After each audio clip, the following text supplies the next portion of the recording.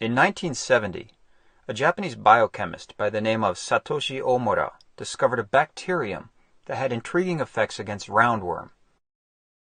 He shared his discovery with his American colleague William Campbell, who worked for Merck Pharmaceuticals. Campbell used the bacterium to create a medicine called ivermectin, which was released by Merck in 1980. Ivermectin was found to be extremely effective against a disease called onchocerciasis, which is better known as river blindness. River blindness is caused by a parasitic worm, and it has caused untold suffering and even death in parts of Central and South America and much of Africa. With the use of ivermectin, river blindness has been largely eliminated in the Americas and greatly reduced in Africa. Billions of doses of the drug have been administered, and it's listed as one of the World Health Organization's essential medicines. Merck's patent on ivermectin expired in 1996. The drug is extremely cheap to produce, and it's available all over the world in a variety of formulations. Best of all, it's extremely safe. At normal dosages, it has no important side effects. In 2015, in recognition of his contributions, Dr. Omura was given the Nobel Prize for Medicine, which he shared with Dr. Campbell. Fast forward to early 2020, when the COVID pandemic was spreading around the world. Scientists and doctors were searching frantically for drugs that could treat the disease. The obvious place to start was with existing drugs that had shown antiviral activity. Early in the year, a team of scientists working at Australia's Monash University did a literature search and discovered that ivermectin had shown activity against such viruses as Zika, West Nile, and influenza.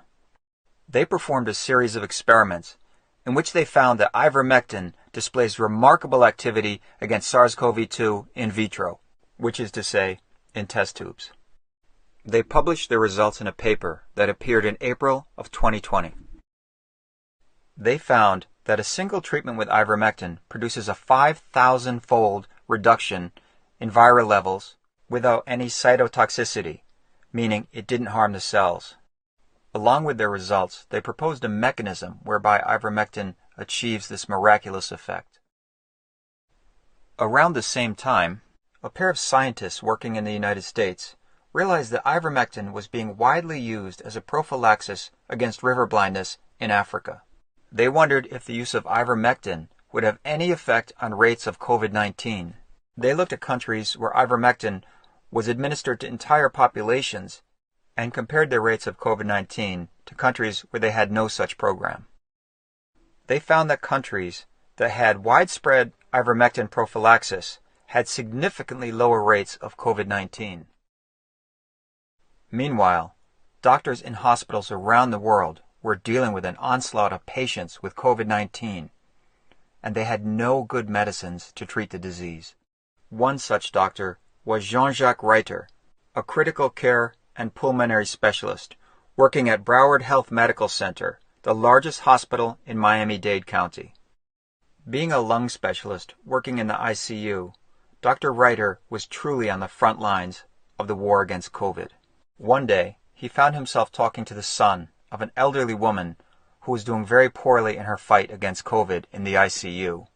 Keep in mind that this was at a time in the pandemic when those who were dying of COVID were not even allowed to visit with their loved ones before they passed.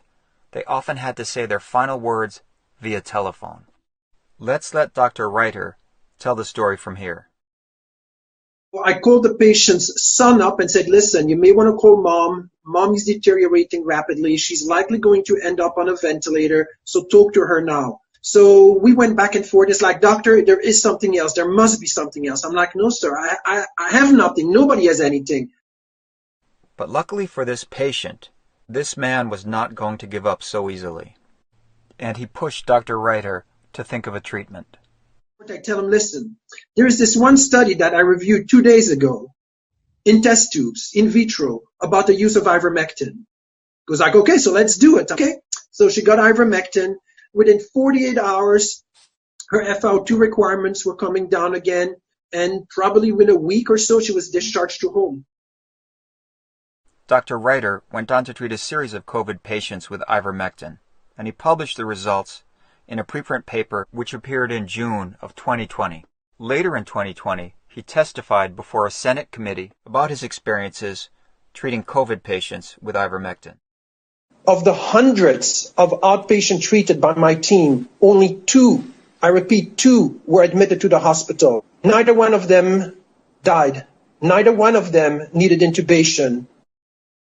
At the same time, all around the world, a number of unintended controlled studies on the use of ivermectin to prevent COVID-19 were being carried out. One such study took place at the Valley View Care Home in North York, Ontario, Canada. A daughter of one of the residents of the care home reported her experience on the YouTube channel of Dr. Jennifer Hibbard. Her mother lived on the 4th floor of the care home, which experienced a scabies outbreak in March of 2020. The residents of that floor were treated with ivermectin, which eliminates scabies. Residents of other floors were given smaller doses of ivermectin to prevent scabies. The staff of the care home were not given ivermectin, and many of them tested positive for COVID-19 when the pandemic swept Ontario in the spring. Despite the staff coming into constant contact with the residents, here's what happened. On the 4th floor, which is the floor that had the scabies outbreak and they received the highest dose, had the most infected staff, and not one single resident was infected with COVID. As anecdotal reports and studies like these started to pile up, they caught the attention of doctors working on the front lines against COVID. One such doctor was Pierre Corey, a pulmonologist and ICU specialist working at New York's prestigious Mount Sinai Beth Israel Hospital. New York suffered one of the worst outbreaks of COVID in the entire world, so a pulmonologist working in the ICU of a hospital in that city probably had a closer view of COVID-19 than almost any other doctor on earth. In the spring of 2020, Dr. Corey teamed up with Dr. Reiter and Dr. Paul Marik to form the Frontline COVID-19 Critical Care Alliance, or FLCCC. In October of 2020, the FLCCC released the iMask Plus protocol, a protocol which centers on the use of ivermectin for preventing and treating COVID-19. In early November of 2020, the FLCCC released a paper in which they reviewed the studies on the use of ivermectin as a prophylaxis and treatment for COVID-19. This paper was a meta-analysis. A meta-analysis is a study which looks at many other studies and analyzes their results. They found that ivermectin was extremely effective in both preventing and treating COVID-19. Here are the findings of 9 studies on the use of ivermectin as a prophylaxis against COVID-19. In this figure, anything to the left of 1 indicates that ivermectin is more effective than the control. Here's a figure from the FLCCC showing the effect of the introduction of ivermectin on daily death rates in various states in the country of Peru. As you can see, the introduction of ivermectin resulted in an immediate and sustained decrease in COVID-19 mortality. Likewise, here's a figure showing COVID-19 case rates in the various states of Mexico. The southern state of Chiapas was the only Mexican state to widely distribute ivermectin. Note the huge reduction in COVID-19 cases and compare it to neighboring states. The paper also discusses a study conducted in Argentina where a large group of healthcare workers was given ivermectin. Of the 788 workers who were given ivermectin, none of them contracted COVID, whereas over 50% of the controls who weren't given ivermectin did contract COVID. The FLCCC paper also looked at 12 studies of the use of ivermectin to treat people who had been infected with SARS-CoV-2. All 12 studies, including 7 randomized control studies, showed that ivermectin was superior to the control. On December 8th of 2020, members of the FLCCC appeared before a Senate subcommittee on the early treatment of COVID-19, which was chaired by Senator Ron Johnson. Here's some of Dr. Corey's testimony to the committee. Mountains of data have emerged from many centers and countries around the world showing the miraculous effectiveness of ivermectin.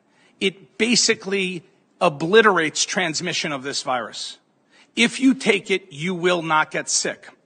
I cannot keep caring for patients when I know that they could have been saved with earlier treatment, and that drug that will treat them and prevent the hospitalization is ivermectin. All I ask is for the NIH to review our data that we've compiled of all of the emerging data. We have almost 30 studies. Everyone is reliably and reproducibly positive, showing the dramatic impacts of ivermectin.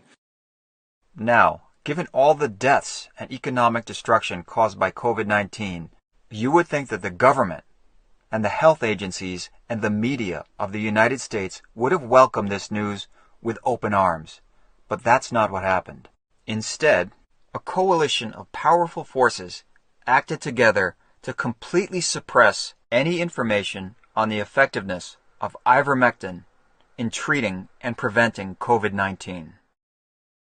So now, let's take a close look at who suppressed ivermectin. The first big player to suppress ivermectin was the mainstream media. The New York Times led the way by declaring that the Senate hearing had promoted unproven drugs and dubious claims.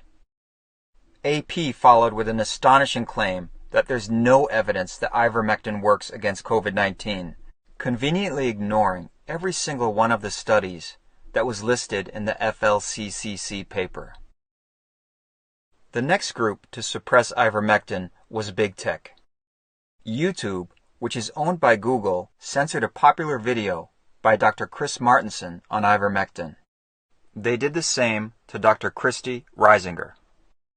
To my shock and dismay, the previous video I published on December 22nd about ivermectin was taken down by YouTube. Twitter went as far as blacklisting a European medical journal that published an article on treating COVID-19 with ivermectin. Facebook went even further and removed posts by the FLCCC about their paper. The next major group to suppress ivermectin was the NIH, America's National Institutes of Health. In April of 2020, the NIH formed the COVID-19 Treatment Guidelines Panel. This panel was incredibly influential because essentially they decided what treatment doctors in the United States could use to treat patients with COVID-19. Here are the panel's treatment recommendations from January 3rd, 2021, taken from their website. These were in place for most of 2020. Take a close look at the recommendations for people who are COVID positive but not yet in the hospital, or in the hospital but not yet requiring oxygen supplementation. They say that a doctor can apply for an EUA, or Emergency Use Authorization, for a monoclonal antibody, a very troublesome process, but they recommend no other treatments. This approach to treating early COVID has been described as therapeutic nihilism by Dr. Paul Marik. Leaving aside ivermectin for the moment, this is truly shocking, especially given what we know about the efficacy of things like vitamin D in preventing COVID from progressing to more severe stages. And preventing that progression is paramount, because there's a point of no return for many patients with COVID. Once they cross it and require intubation, they often cannot be saved. So just think about this policy for a second. The NIH COVID-19 treatment panel is saying, do not treat your patients until they are so sick that they need to be put on supplemental oxygen. They only make a definitive drug recommendation for patients who have deteriorated to the point where they will not survive without supplemental oxygen. And once they are that sick, what treatment do they recommend? They recommend a drug called remdesivir. It's almost as if the treatment guidelines are designed to get the patients to the point where they can be treated with remdesivir. Let's take a closer look at remdesivir. Most people first heard of remdesivir when Dr. Anthony Fauci made the unusual move of announcing it at a White House press conference in April 2020. Fauci is the head of the NIAID, the National Institute of Allergy and Infectious Diseases, which is a department of the NIH. Here's Dr. Fauci speaking about remdesivir at the White House. Listen carefully to what he says about the endpoint of the study he's referring to.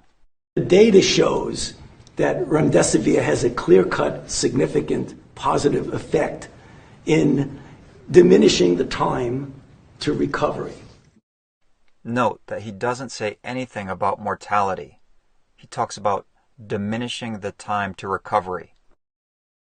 It's essential to note that Dr. Fauci's NIAID actually paid for this study he's referring to. So basically, Dr. Fauci can hardly be called an impartial judge of that study. And just as importantly, Dr. Fauci would have been well aware of the developments with the study as it was performed. He would have been well aware of the fact that midway through the trial, the primary endpoint was changed from mortality to time to recovery. And this was obviously because the researchers were seeing that remdesivir had no significant impact on mortality. Changing endpoints midway through a study is highly unusual. And many scientific commentators raised concerns about this. And yet Dr. Fauci, knowing that remdesivir did nothing to reduce mortality in COVID-19, pressed on, touting the drug as a remarkable advance in the treatment of COVID. But we think it's really opening the door to the fact that we now have the capability of treating, and I can guarantee you, as more people, more companies, more investigators get involved, it's going to get better and better. Not very long after Anthony Fauci made that statement, the World Health Organization recommended against the use of remdesivir. Based on much larger studies, they said there is no evidence that remdesivir improves survival or any other metric in COVID-19. Despite that, the NIH treatment panel continued to recommend remdesivir and continues to do so today. Now all of this begs the question, why would the NIH and Dr. Fauci continue to recommend a drug that has repeatedly been shown to have no effect on improving COVID-19 survival, and which costs over $3,100 per course, unlike ivermectin, which is nearly free?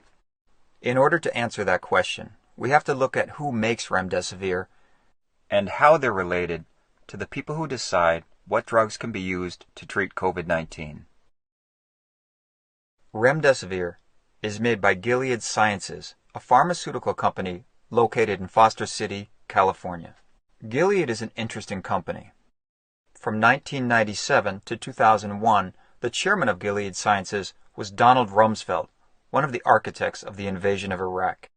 During the same period, one of the board members of Gilead was George Shultz, a longtime Bush family ally who was instrumental in convincing George W. Bush to run for president of the United States. In order to understand why the NIH treatment panel is so pro-remdesivir, it's essential to understand the financial ties between Gilead Sciences and members of that treatment panel. If you look at the treatment panel's financial disclosures, you will see that no fewer than 7 members disclose financial support from Gilead Sciences.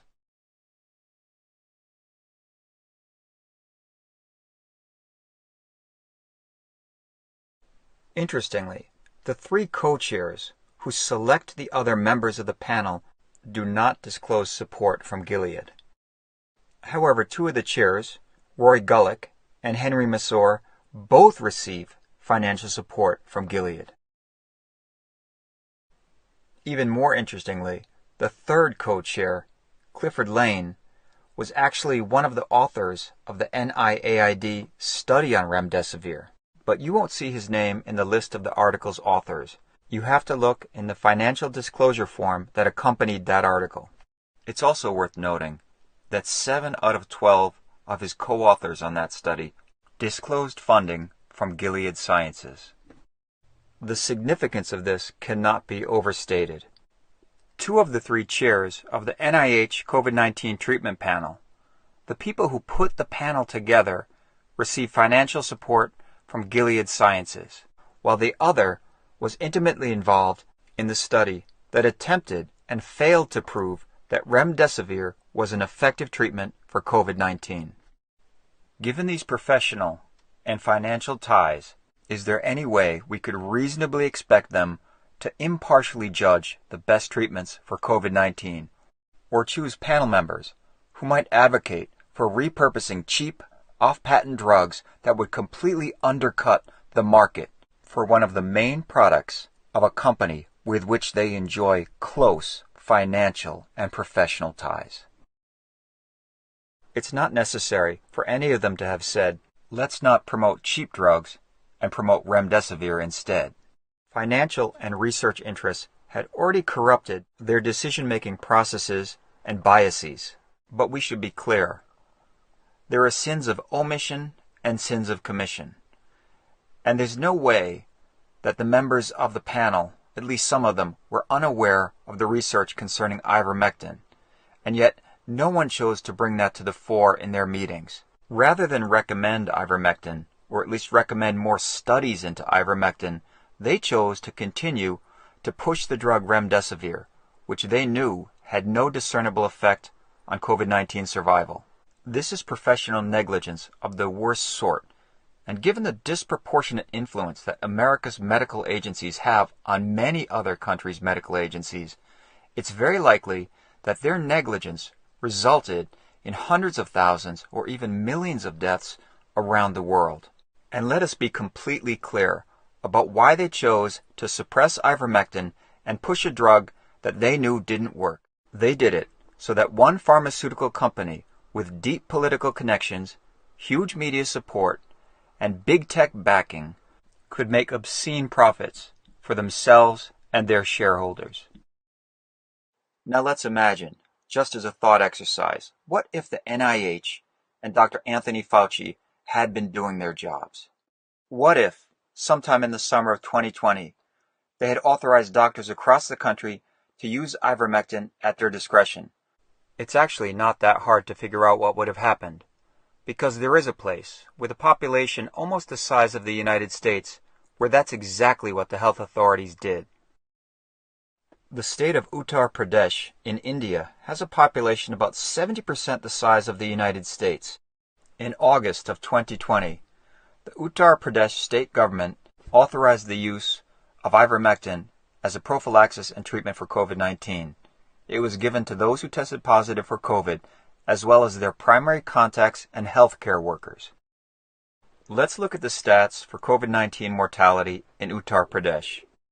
There was a peak of mortality in the summer, but deaths dropped very quickly after that. As we get into January of 2021, we see that deaths are averaging fewer than 10 a day.